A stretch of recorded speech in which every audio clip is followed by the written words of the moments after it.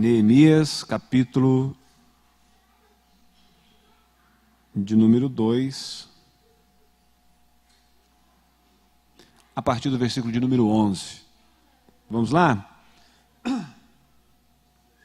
Neemias 2, versículo 11. Cheguei a Jerusalém, onde estive 3 dias. Então à noite me levantei e uns poucos homens comigo. Não declarei a ninguém o que o meu Deus me pusera no coração para eu fazer em Jerusalém. Não havia comigo animal algum senão o que eu montava. De noite saí pela porta do vale para o lado da fonte do dragão e para a porta do monturo e contemplei os muros de Jerusalém que estavam assolados, cujas portas tinham sido consumidas pelo fogo. Alguns domingos atrás, nasceu no meu coração o desejo de pregar uma mensagem para falarmos a respeito deste texto de Neemias, mas eu me propus a voltar e reler a história de Neemias e se tornou para mim impossível pregar a mensagem, uma única mensagem, em cima deste livro. Então hoje nós vamos mais uma vez compartilhar, acredito que seja a terceira mensagem, o terceiro domingo, que nós vamos falar um pouco a respeito de Neemias e pensar em algumas coisas. Apenas uma recapitulação. Neemias estava vivendo comodamente dentro de Suzã, que era uma das cidades dominada pelos dominadores, pelo império da época. O rei era Artaxerxes, ele estava dominando o mundo e tinha lugares onde ele ficava. E na época do inverno ele costumava ficar em Suzã, onde estava, não é Suzano não, viu, irmão, Suzã, onde estava Neemias servindo como copeiro do rei. Vivendo uma vida financeiramente tranquila, vivendo uma vida estável, até que ele recebe a visita dos seus irmãos, em específico, um de seus irmãos que dá para ele o relato de como Jerusalém estava. Eu estava dando uma olhada, irmãos, no mapa, essas coisas que a gente não se amarra muito, de geografia bíblica e tal. Irmãos, Jerusalém, na época, era uma cidade pequena, bem pequena mesmo. Para os irmãos terem uma ideia, nós estamos falando de reconstrução de muros. Se enfileirado, esse muro daria aí algo como 2,5 km, 2,6 km, alguma coisa assim. Era uma cidade bem pequena.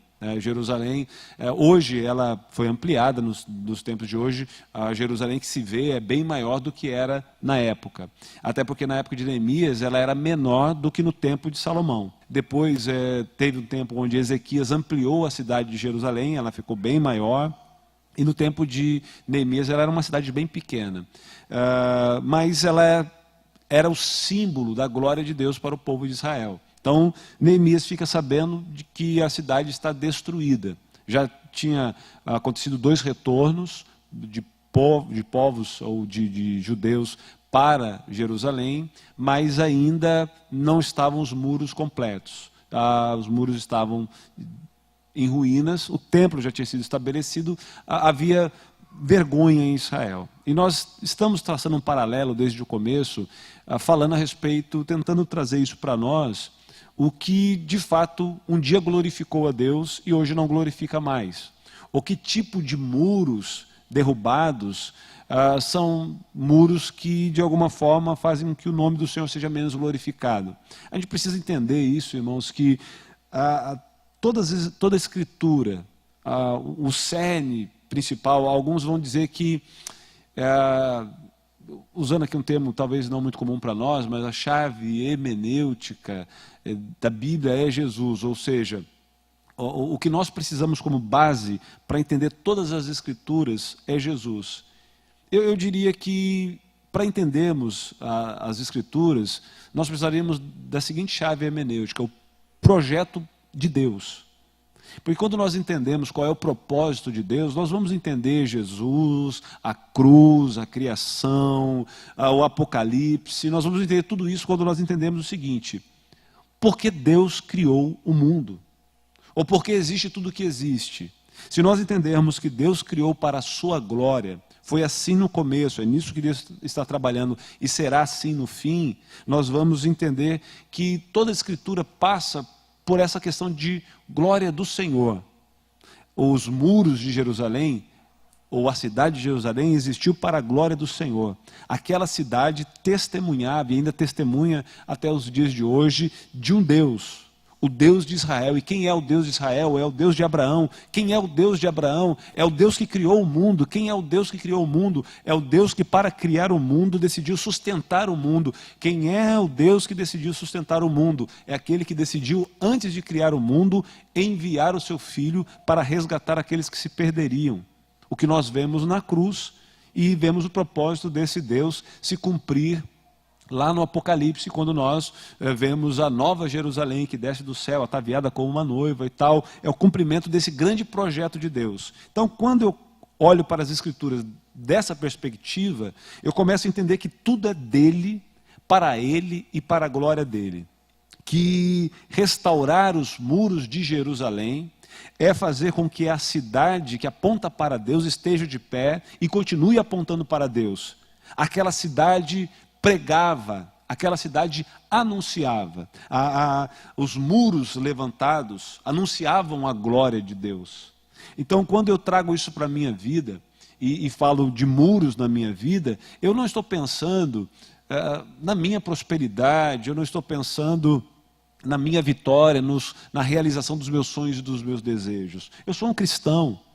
Eu tenho que estar me perguntando constantemente se a minha vida glorifica a Deus.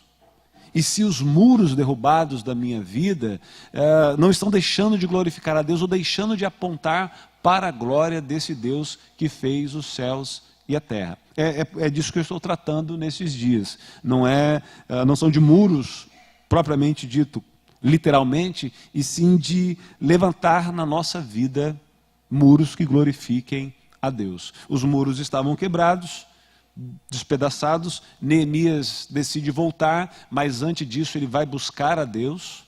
Antes disso ele vai orar. A Bíblia nos informa que ele fica 4 meses neste processo. 4 meses ele está buscando a Deus, buscando uma direção de Deus.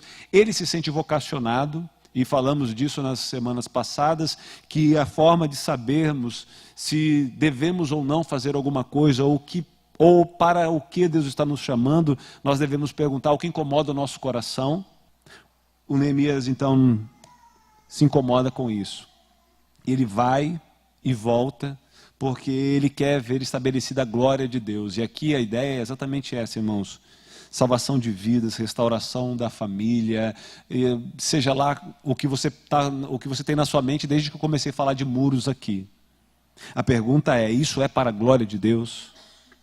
Isso manifesta a glória de Deus, e todas as vezes que a glória de Deus é manifesta, aponta para Deus, o Deus que criou é o Deus que salvou, aponta para o plano de Cristo.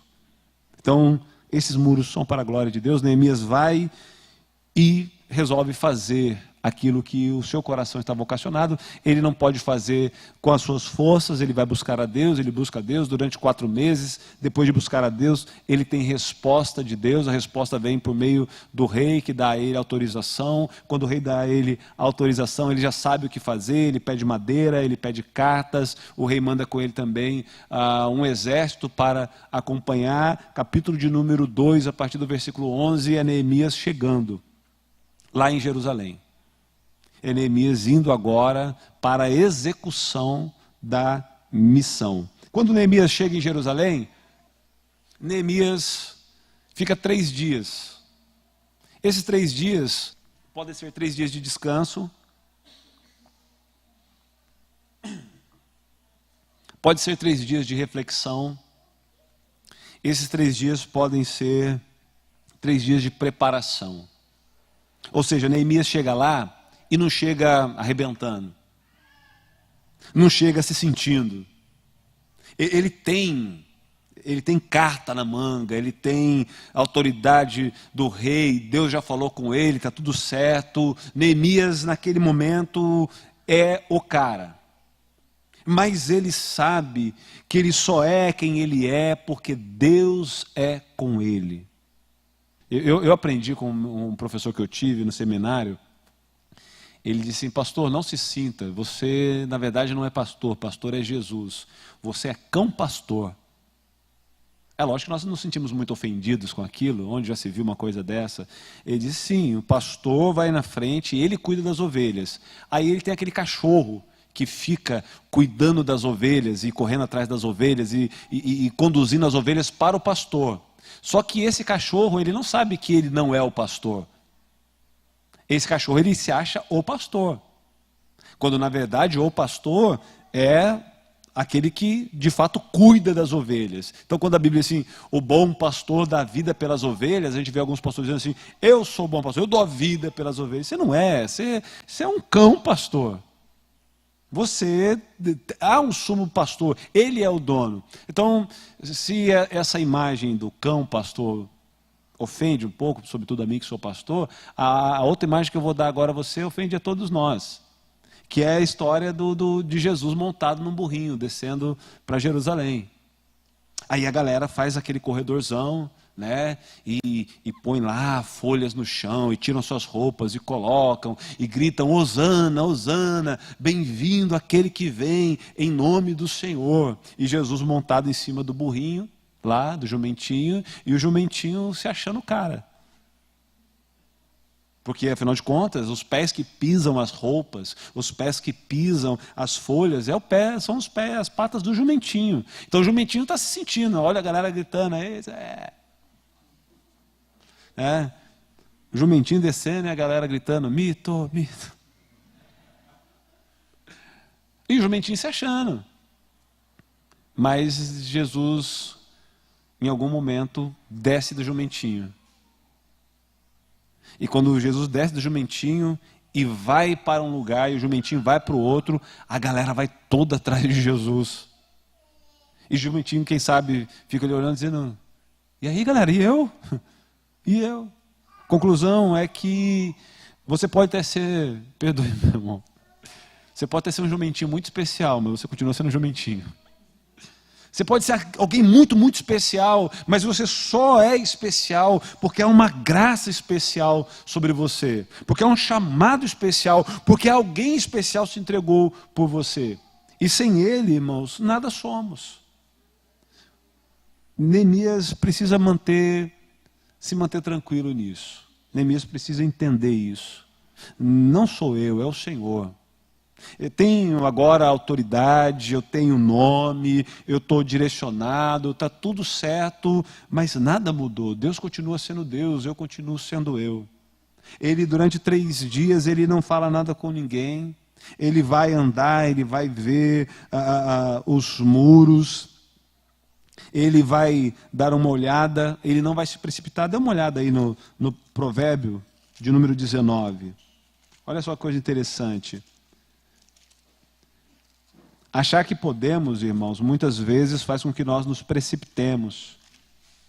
Deus dá o projeto, Deus nos direciona a um projeto, e a gente então acha que está podendo, porque afinal de contas a gente sabe como é que faz, né? A gente tem a receita, a gente já fez outras vezes, deu certo. Mas olha aí, Provérbios 19, versículo 2. Não é bom proceder sem refletir, e peca quem é precipitado. Não é bom proceder sem refletir, e peca quem é precipitado. Não é porque você foi chamado para reconstruir muros que você tem que sair atropelando. Não é porque Deus te direcionou a fazer algo que você tem que fazer no seu tempo. Muita gente, irmãos, eu conheci, aí eu estou falando de 20 anos de ministério pastoral. Eu conheci muita gente com um chamado que tem uma caminhada. Um Moisés da vida. Deus chamou Moisés para ser um libertador. Mas não é através de matar um egípcio que você vai ser o libertador. Lógico, irmãos, que Deus está no controle de tudo e usa tudo para a sua glória. Não é um erro de Moisés que frustra os planos de Deus, né? Mas não é esse o momento. Não é esse o momento. Jesus muitas vezes advertia dizendo, depois de uma cura maravilhosa, olha, não espalha, Essa notícia de que o Messias chegou vai ser espalhada, mas não espalha agora. Eu preciso andar, eu preciso transitar no meio das pessoas, e se essa notícia espalha, eu não posso transitar no meio das pessoas. Então, segura aí. Jesus tinha um tempo para todas as coisas. Não haja precipitadamente. Deus lhe chamou para a restauração de muros. Tem pessoas que, espero que você não tenha feito isso, né? Ouviu aqui a primeira mensagem, Deus me chamou para reconstruir os muros da minha casa, chegou em casa, bateu na mesa, a partir de hoje tudo será diferente dessa casa. Calma, calma. Precisa mudar? Precisa, mas não haja precipitadamente. São 4 meses de oração para estudar projeto, para receber orientação de Deus, para poder Deus falar no momento certo, dar as estratégias certas, tal. E depois, na hora da execução, ainda há um tempo. Há um tempo de fazer as coisas no tempo de Deus, de esperar o tempo de Deus. Então ele vai, nos 3 primeiros dias, versículo de número 11 do capítulo 2, ele vai dar uma volta, ele vai dar uma olhada, ele vai sentir de perto. Ele vai agora sair da teoria e vai viver na pele. Aquilo que ele ouviu, ele vai ver agora. Ele vai dar uma sentida no ambiente. E aquilo que ele vê é aquilo que seus irmãos de fato tinham falado com ele. A Bíblia diz também no versículo de número 12 que ele tinha ao seu lado, quando ele foi nos primeiros 3 dias, apenas poucos homens. Poucos homens. E eu estava pensando aqui nos pequenos começos. Versículo 12, a parte final aí do versículo 12 diz que ele levou com ele alguns poucos homens.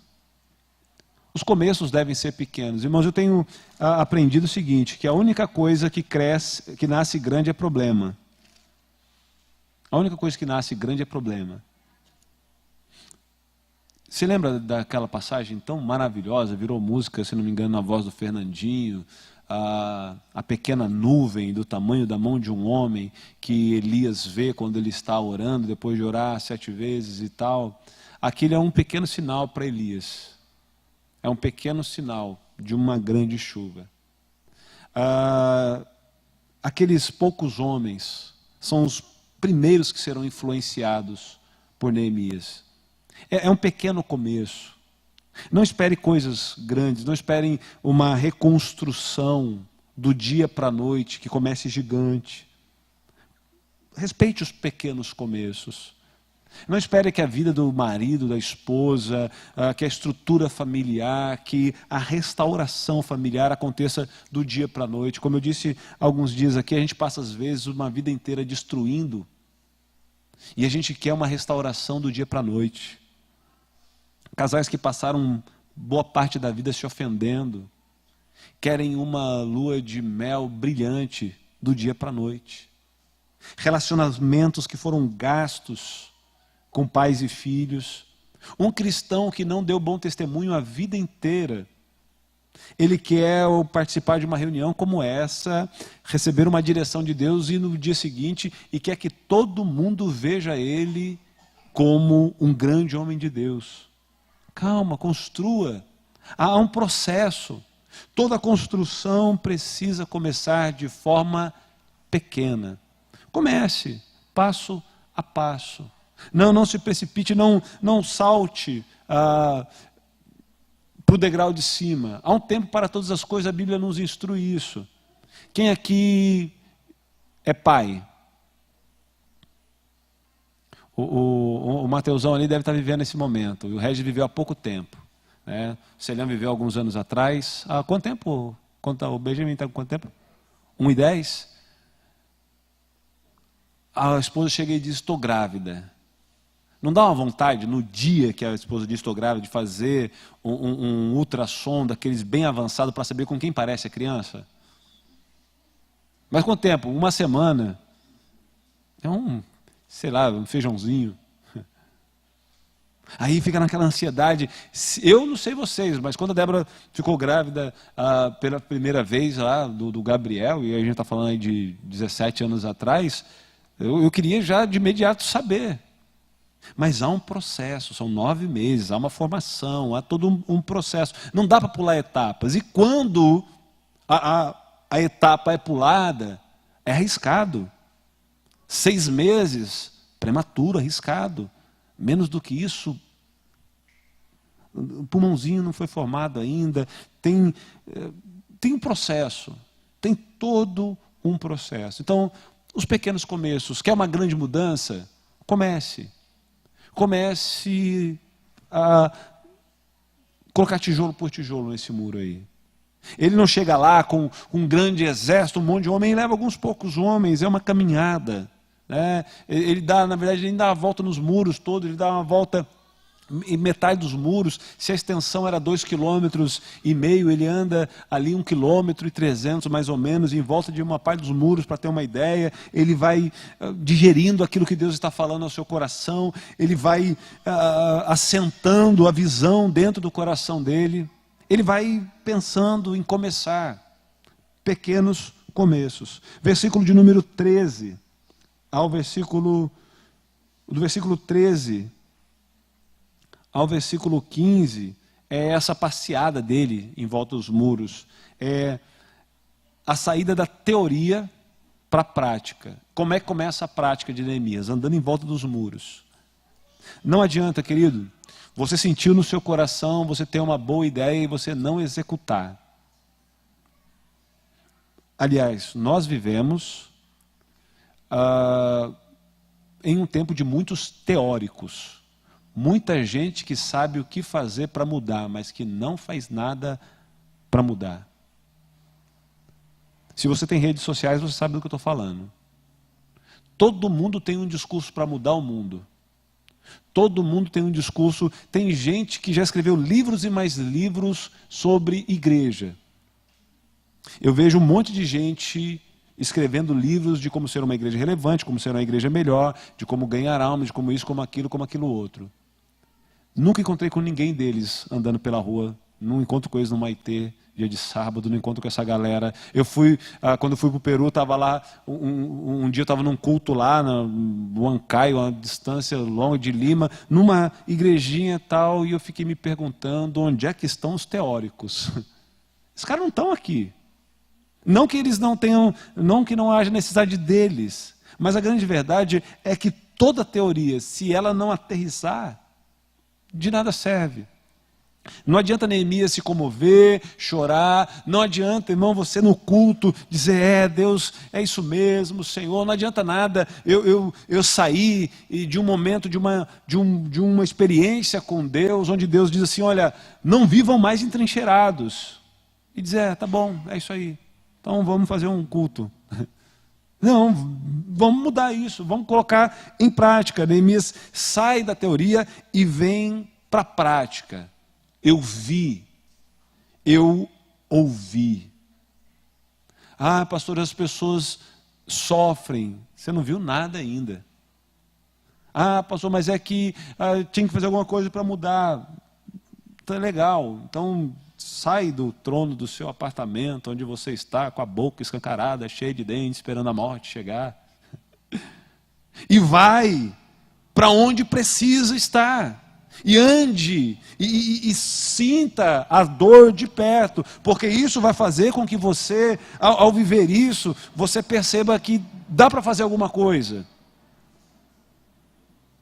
Aí depois que Neemias vê de perto, depois que essa verdade desce ao coração de Neemias, porque agora Neemias não só ouviu, Neemias está ali, Neemias vai fazer algo muito importante, versículo de número 18, ele vai compartilhar a sua visão.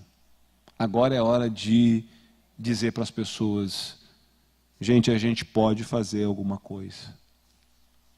Sabe, irmãos, que eu estava, enquanto eu lia e relia o texto, eu estava pensando aqui em uma reunião pastor e igreja, uma reunião jovem e seus amigos crentes, uma reunião marido e família, pai e família, uma reunião, enfim, seja lá qual for, onde alguém chega assim e diz, gente, Deus tem falado comigo.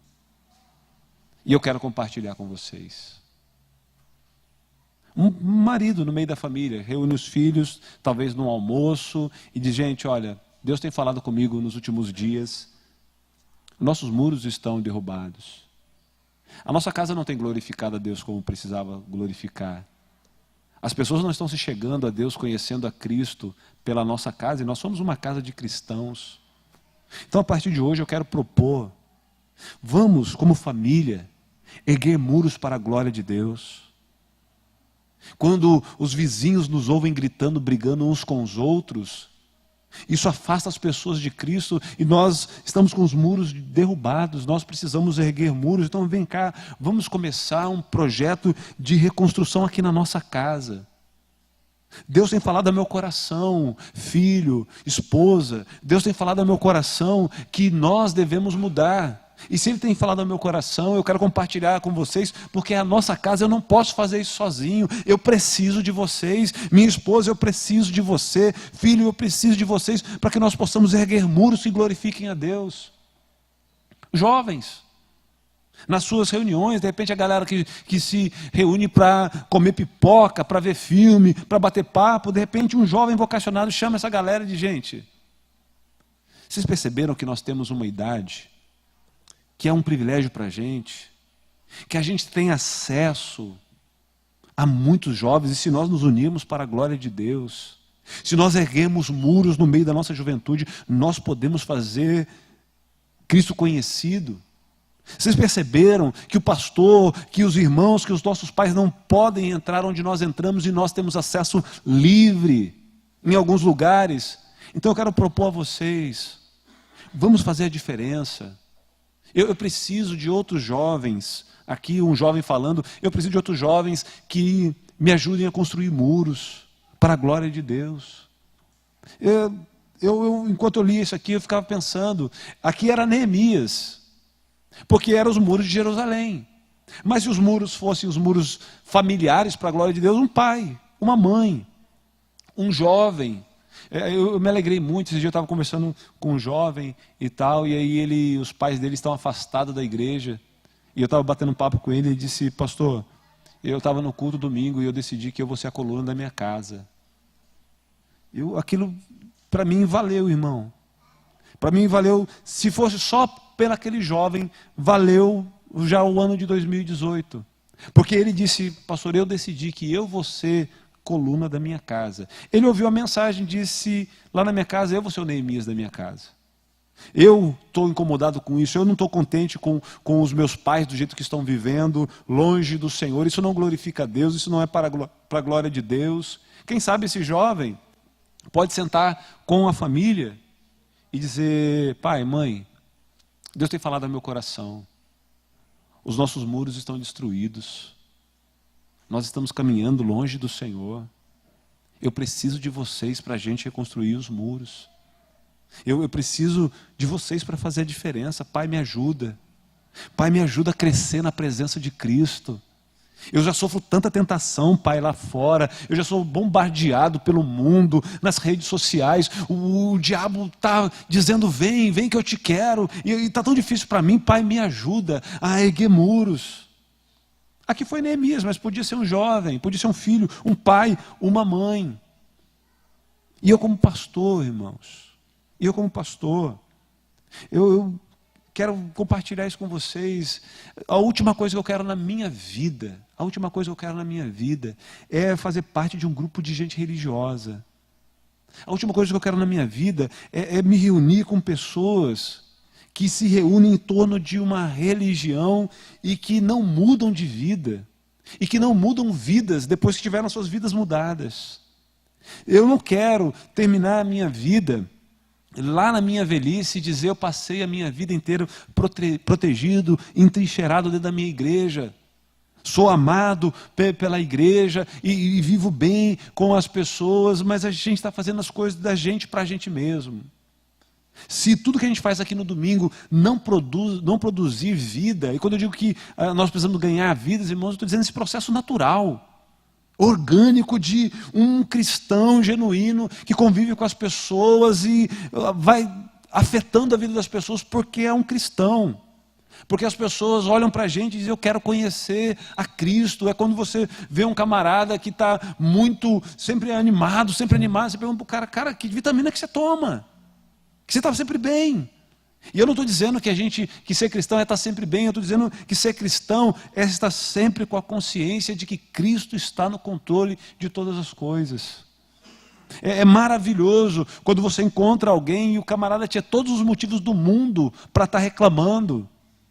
E aí você olha para o camarada e você vê Cristo até no meio da aflição do cara. Então, isso tem falado ao meu coração.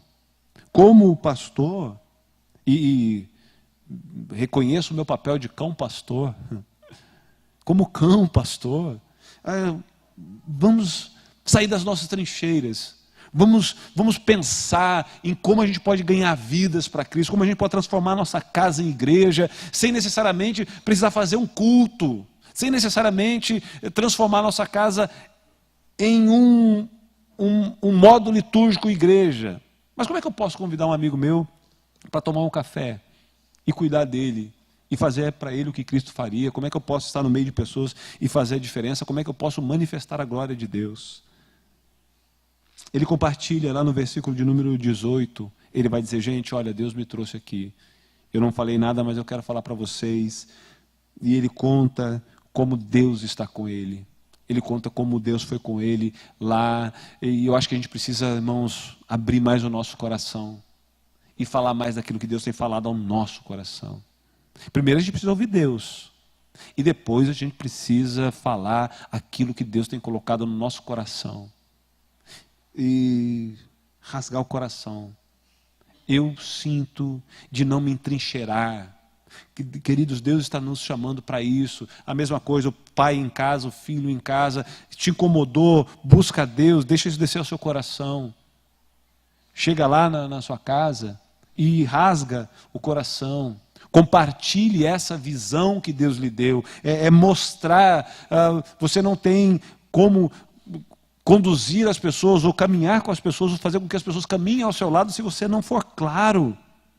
Se você quer que os seus filhos sejam bênçãos, se você quer que a sua casa seja bênção, se você quer que em torno de você muros sejam erguidos para a glória de Deus, rasgue o coração e diga, Deus está me chamando para construir.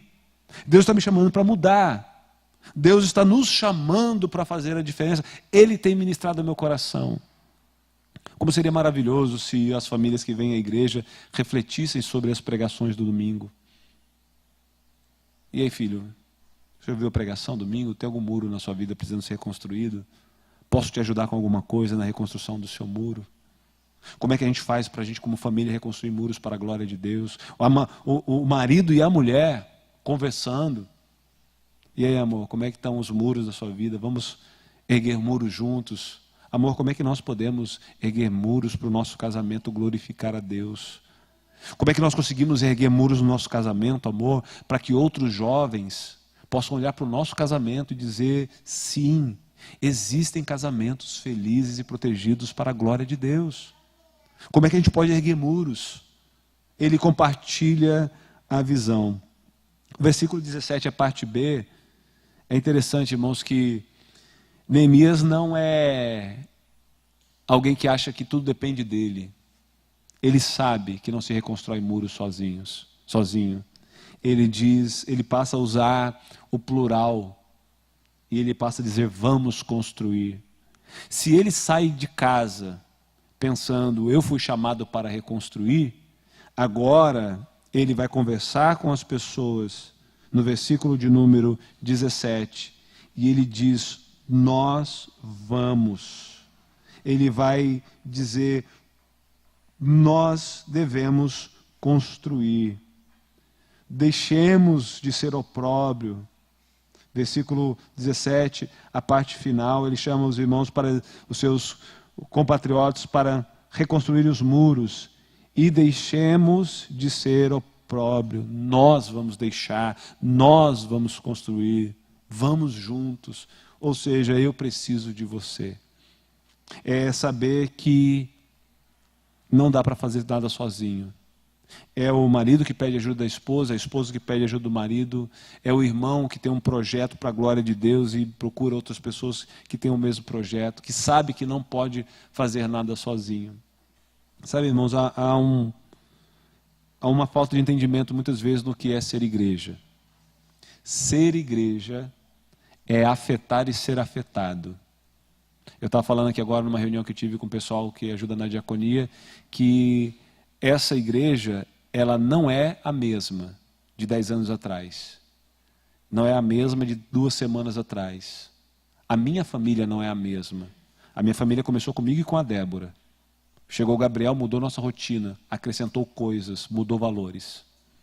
Depois veio o Guilherme, acrescentou a nossa rotina, mudou algumas coisas, trouxe uma visão do mundo que a gente não sabia.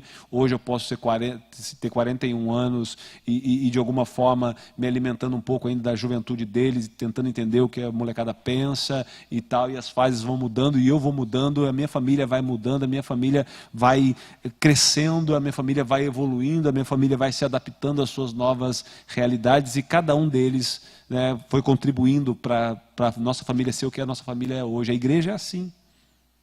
Isso é igreja. As pessoas vão chegando e vão trazendo suas contribuições e eu acredito muito nisso, irmãos, e vivo isso nessa comunidade. Para nós, a comunidade Cristã Semear, ela é um grupo de pessoas que faz parte da igreja de Cristo, que é esse corpo gigantesco. Nós somos essas pessoas. Todo mundo que chega aqui, chega para 2 coisas: afetar e ser afetado. Todo mundo que Deus traz para cá, traz para essas 2 coisas, afetar e ser afetado. Você, ao chegar, traz algo novo para essa comunidade. E eu começo a aprender coisas que eu não sabia, eu começo a ver coisas que, de repente, para mim, eu já não via mais. Eu precisava de você, cada um de nós, precisamos uns dos outros para ver coisas que nós não estávamos vendo. E você, ao chegar aqui, você vai se moldando também, porque você precisa ensinar e aprender. Quando Neemias diz, vamos, irmãos, o capítulo 3 é uma leitura cansativa, mas é muito especial. O capítulo 3, e nós não vamos ler, o capítulo 3 é a resposta. Quando uma visão é compartilhada, quando Deus move pessoas, cada um faz a sua parte.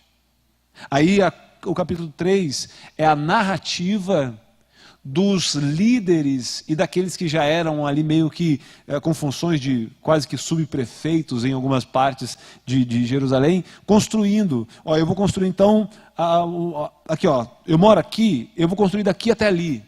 Você mora ali, você vai construir daqui até ali. Eu vou juntar minha família, o meu clã, eu vou juntar a minha turma e vou fazer o que dá para eu fazer. O meu dinheiro, o que o meu dinheiro pode fazer, o que as minhas forças, o que o meu tempo pode fazer, eu vou fazer. Pode deixar, esse pedaço aqui é meu. O outro disse, não, esse pedaço aqui é meu. E eles reconstruíram em 52 dias. Muros largos, muros altos, 2,6 quilômetros de muros em extensão em 52 dias, porque muitos abraçaram. Nem todos, mas uma grande maioria disse, eu vou fazer a parte que me cabe. Eu vou fazer a parte que me cabe. Eu termino aqui hoje fazendo uma pergunta. Qual é a parte que te cabe? Qual é a parte que te cabe? Esposas, senão vocês vão pensar que eu estou falando só com a Débora. Esposas, qual é a parte que te cabe? Qual é a parte que você diz assim, olha, Neemias tem o papel dele. Aqui é o meu pedaço, aqui sou eu que tenho que reconstruir. Porque geralmente a gente está muito de olho no que o outro tem que fazer. Aliás, a gente leva a maior parte do tempo das nossas vidas tentando mudar os outros. Os outros. A gente passa pouquíssimo tempo tentando nos mudar, ou mudar a nós mesmos. Qual é a parte que te cabe? Quando Neemias diz, gente, Deus está comigo, Deus falou comigo, Deus me trouxe aqui. Como é que você prova, Neemias, que Deus está com você? Olha, cara, eu pedi carta, o rei deu. Eu pedi madeira, o rei deu. Eu cheguei até aqui. Se eu cheguei até aqui é porque Deus está comigo. Agora vamos reconstruir. E olha, eu preciso de vocês. A cidade é nossa, o projeto é nosso. Não sou eu, não é meu. Não é a minha casa, é a nossa casa. Não é a minha vida, é a nossa vida. Não é a minha comunidade, é a nossa comunidade. Não é o meu sonho, são os nossos sonhos. Eu tenho uma parte nisso, e eu vou lutar, eu não vou sentar aqui no trono e ficar dando ordem, não, eu vou fazer a minha parte. E aí cada um diz, eu vou fazer a minha parte também. Homens, autoridades, pobres, ricos, alguns não quiseram fazer porque são aqueles que realmente nunca querem. E olha que isso tudo debaixo de oposição, mas muitos disseram, eu vou fazer a minha parte. Qual é a sua parte? Para reerguer os muros. Esposa, qual é a sua parte? Marido, qual é a sua parte? Jovens, precisamos mudar o mundo. Qual é a sua parte?